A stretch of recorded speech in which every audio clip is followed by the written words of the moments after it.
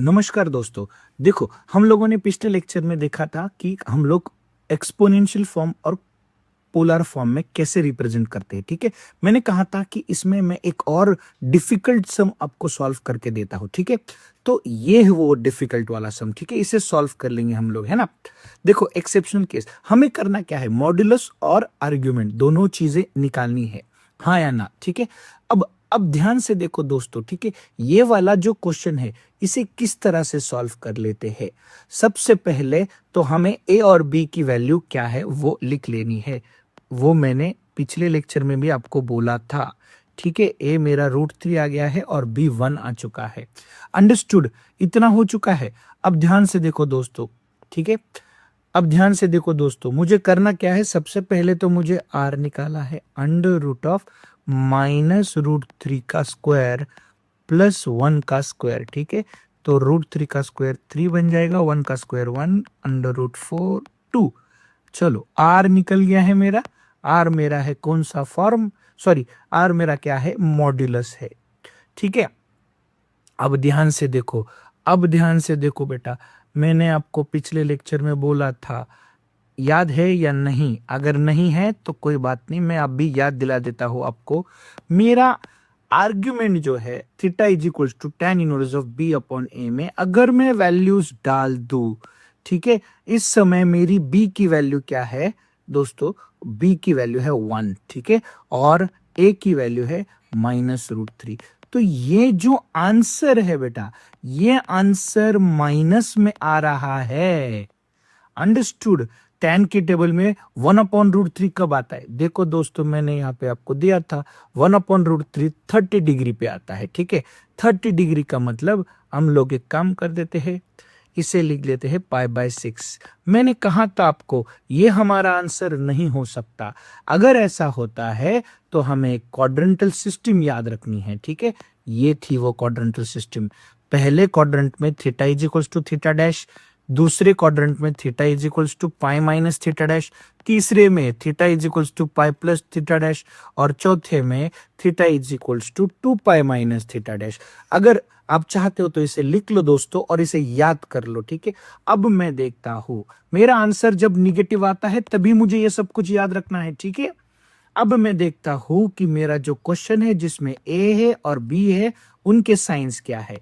Minus plus, देखो मुझे 10 standard से पता है दोस्तों, माइनस प्लस मतलब मेरा कौन सा क्वाड्रेंट चल रहा है, सेकेंड क्वाड्रेंट। ठीक है, इसका मतलब मैं लिख देता हूं थीटा लाइज इन विच क्वाड्रेंट, सेकेंड क्वाड्रेंट।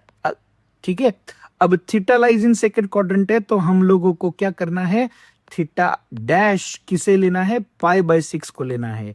इसको, इसकी साइन को नहीं लेना है। ठीक है, थीटा डैश π/6 आ गया। अब हम लोग फॉर्मूला इस्तेमाल करते हैं। व्हाट इज एक्चुअल थीटा दोस्तों? Actual theta is equals to pi minus theta dash. Theta dash कितना होता है, कितना लिया है हम लोगों ने, वो π/6 लिया है। ठीक है, इसे सॉल्व करेंगे, 6 - 1 दोस्तों ये बन जाएगा 5 π/6।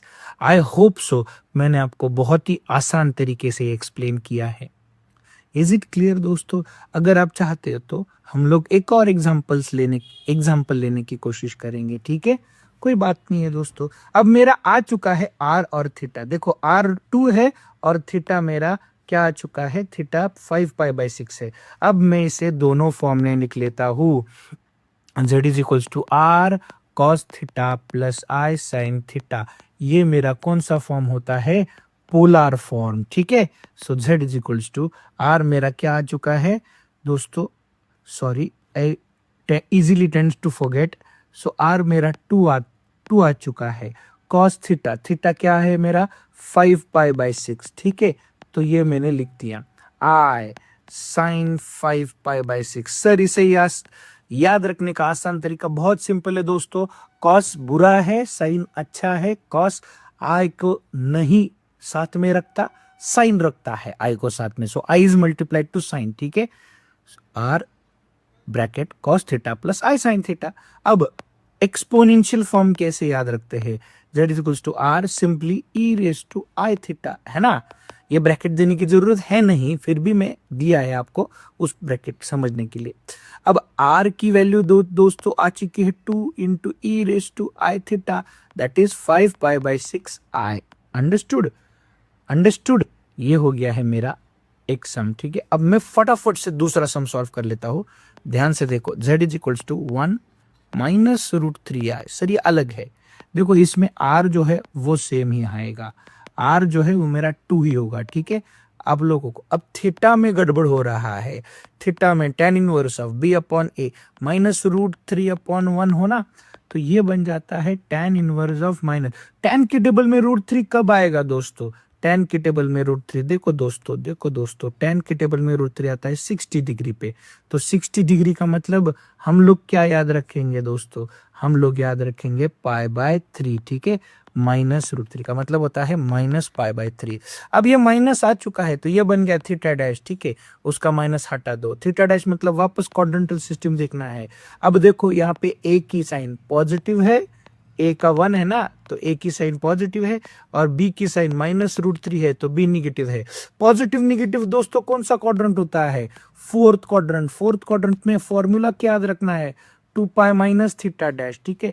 सो fourth quadrant, theta lies in fourth quadrant, ठीक है। तो उसका फॉर्मूला हो जाता है 2π minus theta dash. 2π minus theta dash कितना है दोस्तों? अब भी आया है π/3। अंडरस्टूड? अगर आप इस माइनस को लोगे तो ये माइनस माइनस क्या बन जाएगा? प्लस बन जाएगा ना, तो फॉर्मूला चेंज हो जाएगा ना। इसीलिए तो मैंने आपको बोला है भाई हटा दो, उस माइनस को हटा दो। हम लोग थीटा डैश सिर्फ टर्म को लेते हैं, theta dash is never negative, इतना भी याद रख दिया तो भी चलेगा भाई। अब 2 3 6 माइनस 1 इज 5π/3, ये बन चुका है मेरा थीटा। चलो मेरे पास r आ चुका था, मेरा r था 2, अंडरस्टूड, और थीटा है 5π/3। पहले मैं एक्सपोनेंशियल फॉर्म लिख लेता हूँ, ठीक है, उल्टा कर रहा हूँ, एक्सपोनेंशियल लिख लेता हूँ। e रेस टू, देखो r कितना है 2 into e raise to 5π/3i, ठीक है। अब मैं पोलर फॉर्म लिखता हूँ, z is equals to 2 into bracket cos 5π/3 plus i sin 5π/3।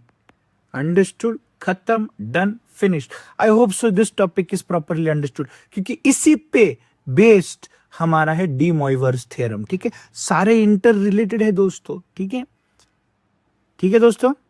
Thank you so much, thank you so much.